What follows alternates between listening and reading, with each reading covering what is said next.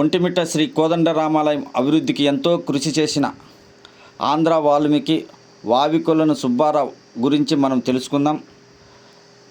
1863 జనవరి 23వ తేదీన ప్రొద్దుటూరులో వావికొలను సుబ్బారావు జన్మించాడు.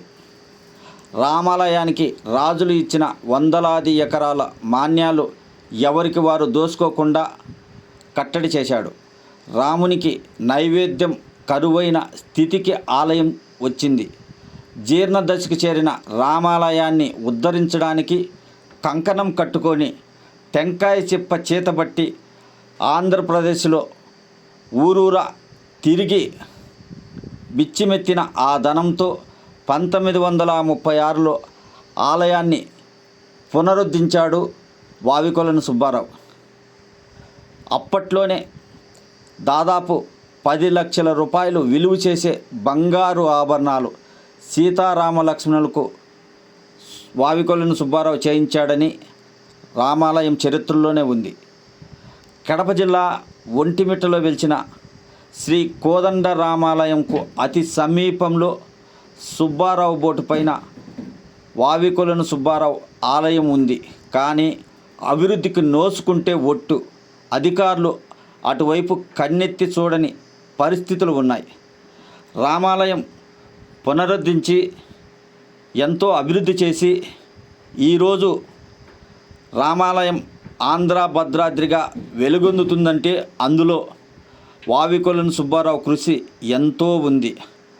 అలాంటి ఆయన్ను పట్టించుకునే నాదుడే లేడంటే ఆశ్చర్యపోవాల్సిన అవసరమే లేదు. జయంతి వర్ధంతి సందర్భాలలో తూతూ మంత్రంగా ఏడుకులు నిర్వహిస్తారు. రోజుకు వందలాది మంది భక్తులు రామయ్య దర్శనానికి వస్తుంటారు. ఆ భక్తులకు వావికొలను సుబ్బారావు ఆలయం ఎక్కడ ఉందో కూడా తెలియదు. కొండపై ఆహ్లాదకరమైన వాతావరణంలో ఆయన ఆలయం ఉంది.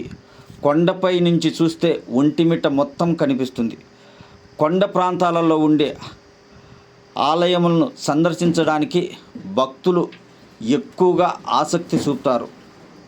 వావికొలను సుబ్బారావు ఆలయం అభివృద్ధి చేసి పూజారిని ఏర్పాటు చేస్తే రామాలయానికి వచ్చే భక్తులు ఆయన్ను కూడా సందర్శిస్తే ఆదాయం కూడా పెరుగుతుందని ప్రజలు అంటున్నారు. ఆంధ్ర వాల్మీకి వావికొలను సుబ్బారావు ఆలయ అభివృద్ధికి టీటీడీ అధికారులు చొరవ చూపాలని భక్తులు కోరుతున్నారు. ఆలయానికి వెళ్ళడానికి మంచి రోడ్డు వేసి అక్కడ లైట్లు ఏర్పాటు చేసి ఆలయంలో పూజారిని ఏర్పాటు చేస్తే మంచి అభివృద్ధి కలుగుతుందని, వావికొలను సుబ్బారావు చరిత్ర అందరికీ తెలుస్తుందని భక్తులు చెబుతున్నారు. మరి అధికారులు సుబ్బారావు ఆలయ అభివృద్ధికి కృషి చేస్తారా లేదా అనేది కూడా తెలియాల్సి ఉంది.